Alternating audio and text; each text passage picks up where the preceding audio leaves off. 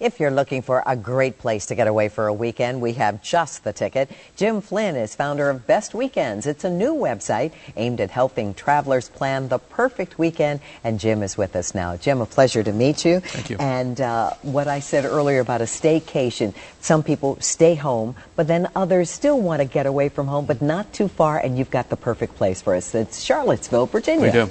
Tell us about Charlottesville. What makes it a good place? Well, Charlottesville kind of fulfills three things that we look for in a great destination.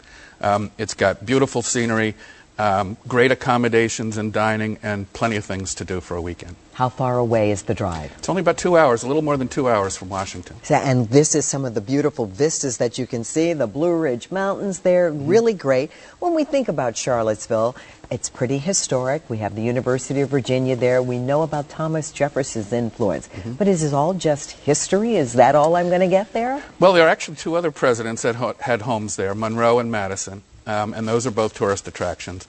But there's just about any kind of recreational activity that you'd like to have, from golf to horseback riding to hiking to just about anything. Charlottesville's got a wonderful and vibrant music and art scene. Up Route 29 is littered with antique stores. There's just about anything you can imagine you'd want to do on a weekend in Charlottesville. Well, we know that wine and wine producing in Virginia is really big, and that's also big in this area of Virginia. Virginia is a real up-and-coming wine region, and there's probably 15 wineries in and around Charlottesville alone. Wow. Where would we stay if we went to Charlottesville? Well, we found three great accommodations that kind of fit any kind of budget and any kind of style that you might like. The first is the Inn at Sugar Hollow, which is a B&B about 20 minutes outside of town. It was actually built as a B&B, which is a little unusual because most B&Bs were homes first. But this has got spacious rooms and beautiful antiques, and it's nestled in this little hollow in that part of the state. It's just a wonderful little B&B. The innkeepers are great people, and Dick, one of the innkeepers, serves an amazing breakfast in the morning. All right, that's the B&B. What else? Next up is the Clifton Inn, which is a boutique hotel, a member of the Relais and Chateau group. That's also just outside of Charlottesville. They've got about 18 rooms set on 100 acres in 4 separate buildings. Wonderful restaurant, private lake, an infinity pool. It's just a wonderful little spot.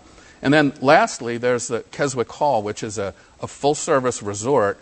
Has golf course, has a spa, has 3 pools, only 48 rooms, but beautifully decorated, and set over another 600 acres in the countryside. And there's no particular season. This is as good a time to go to Charlottesville and enjoy some of the scenery and these amenities as any other time during the year.